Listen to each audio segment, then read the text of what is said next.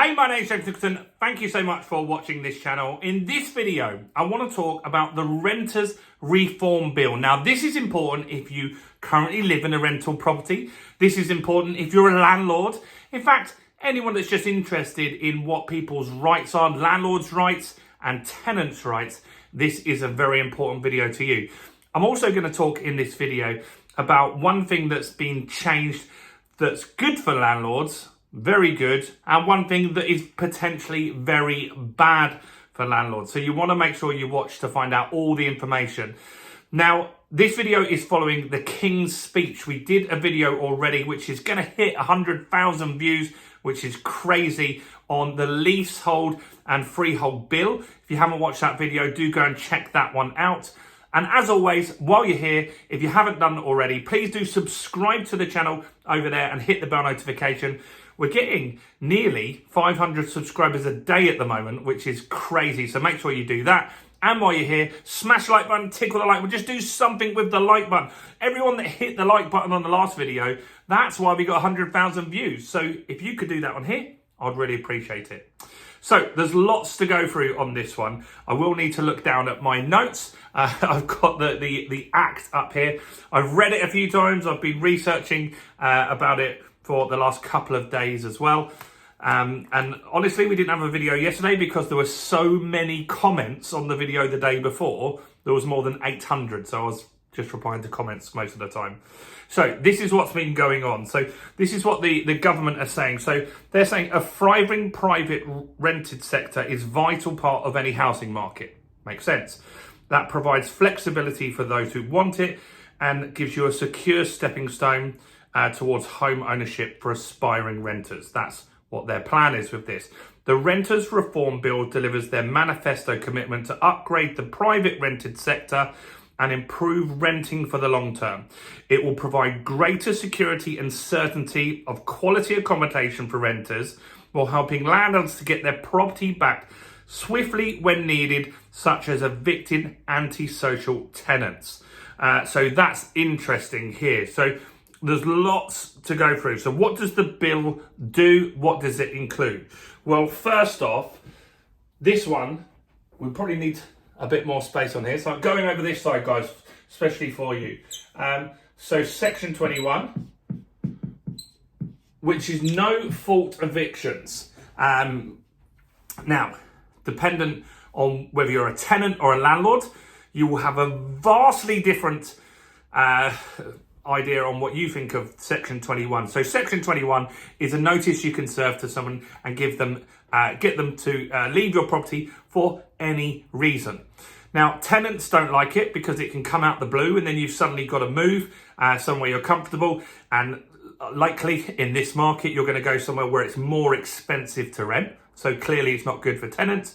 Landlords do like it, however, and that's because the reason they like it is that they can get their property back. If they've got a difficult tenant or they want to do some work to the property and add some value, like add a bedroom, for example, they can do that. And so this is a contentious thing. Lots of people like it. Lots of people don't like it in equal measures. This is back, and it means that you will not be able to do no fault evictions. Now, they have mentioned this in the lead up to the King's speech.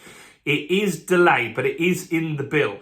And what they've got to do is get the court system sorted first. So as soon as the courts are good to go and there is a way for landlords to get their property back if they get a bad tenant, then section 21 will be abolished.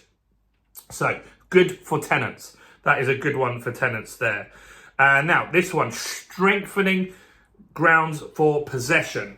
So this is important. So how can we get possession?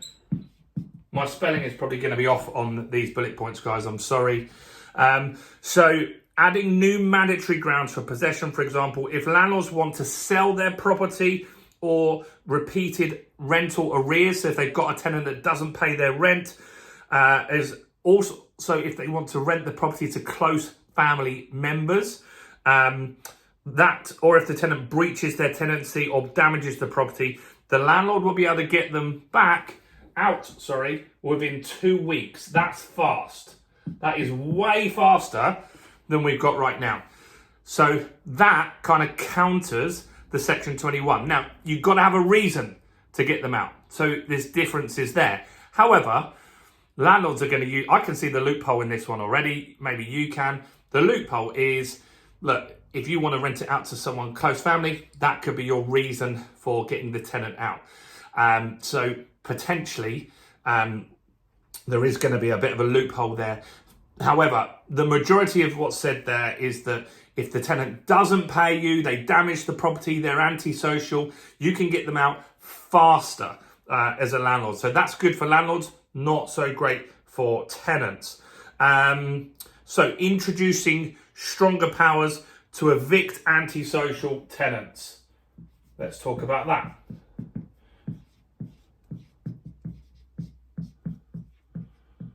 This is a problem. I had this as a problem during COVID, right? So I have the first flat. So dependent how long you've been watching my channel, I bought my first flat in 1999. During the pandemic, I rented it out to someone and they were having parties all the time because everything was shut. And so one, you weren't allowed to meet people. And two, it was annoying all the other tenants. I'm talking parties till like 3 in the morning, 4 in the morning, smoking drugs, dealing drugs. It was a difficult scenario to deal with. Now, what was tough for me was they were paying the rent. They weren't causing any maintenance issues. If the other people didn't tell me, I wouldn't know. But the other tenants around and the other landlords, I know them because I used to live in that property. We've got a good relationship and it was getting very difficult to deal with this person. Now, what then happened was the police, because someone was dealing drugs from there, the police put a police order on the property. I wasn't allowed in my own property. They weren't allowed any friends in there. Anyone that went into the property would have got arrested, which was crazy. The estate agent wasn't allowed in there. There was only one person that was the tenant's dad was the only person that was allowed in that property. And so that was antisocial behaviour. The police, I was saying, well, look, let's just get them out. Let's just get them out and then it'll stop the problem. The police didn't want that to happen. The police wanted them to actually stay there because they were able to manage it at that property. They were concerned if they went somewhere else, that rule wouldn't be on that property where they went and it would carry on. So with you're going to have more ability to get rid of antisocial tenants. This will be within 2 weeks as well. Next, pets. So this one's interesting. I'm going to tell you why. So it's now going to be illegal to not let people who have pets rent your property. And that's fair enough. I have the stance that I do let people have pets because I find it makes it more of a home. The people that do have pets, it's more of a hassle to move. And so generally I found tenants that I have that have pets stick around longer. However, here's the thing. Some properties, leasehold properties, have in the covenant that you cannot have pets. So I don't know how that will stand up here. So what we're saying is, the government is saying you must let them have pets, but your lease that you have, that you breach, you lose your property potentially, says that you can't have pets. I don't know how they're going to deal with that. I guess the government rule will supersede that. But yeah, that kind of is something that will make tenants happier. So that's a good one for tenants. Next, they're building a portal which will be useful. And this is going to be for landlords and tenants and councils to have all the information in one place. This is very important. This will help landlords understand their obligations, the compliance they need. Certain places where you maybe have a property, you have to be compliant. Hastings, for example, you need something called a selective license. You might not know that. Some landlords rent out and don't have that and then get fined. And so there's lots of different rules in different areas. The portal is coming. That will be good. That will be a win for tenants, landlords and councils, in my opinion. Okay, here is another one. So there is going to be an ombudsman, private rented sector ombudsman to deal with disputes. So That will be good. So that means if you have a dispute, you can go and get it heard together. You can get it ironed out. Often just speaking gets things dealt with, and you can come to some sort of compromise. That could be very good as well. Okay, this is interesting. So it is going to be illegal to have a blanket ban on renting to tenants in receipt of benefits, or with children. So benefits and children. I've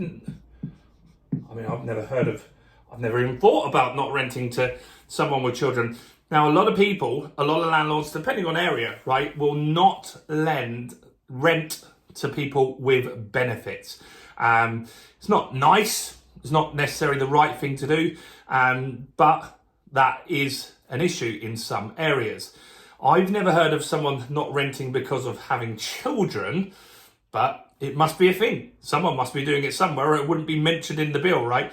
And so that's another thing. So both of those are going to be illegal. If a council tenant wants to rent your property, you're going to have to take that tenant as an option.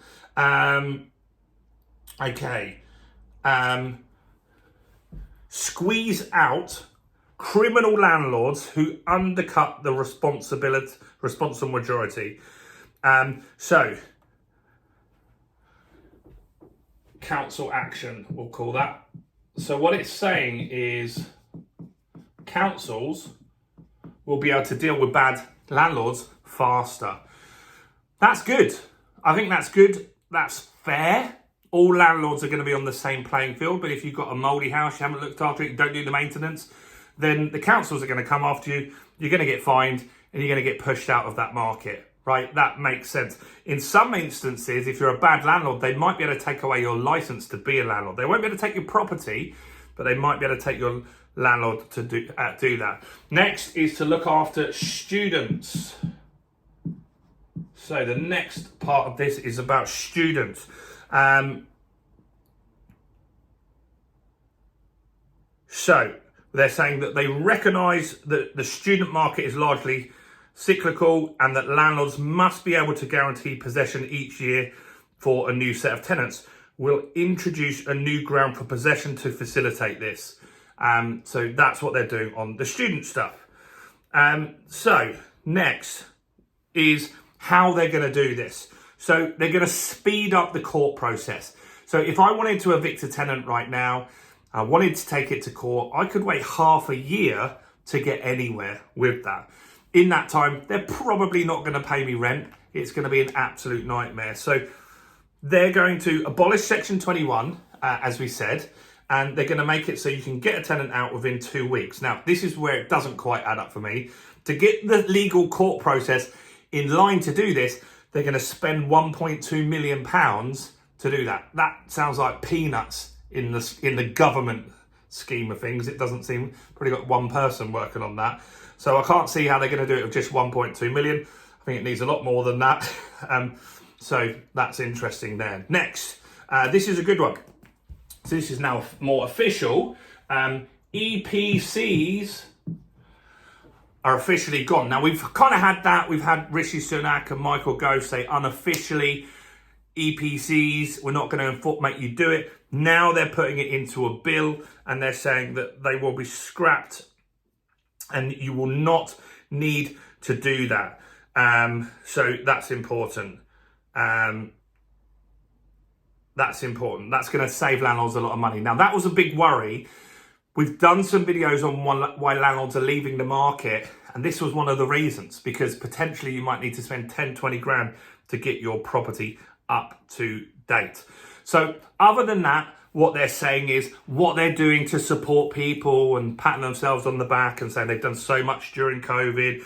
They've got this many houses being built and all of that kind of stuff. All very self-praising. But I think the key things on this, that if you're a tenant, Section 21, no fault eviction going, that's good.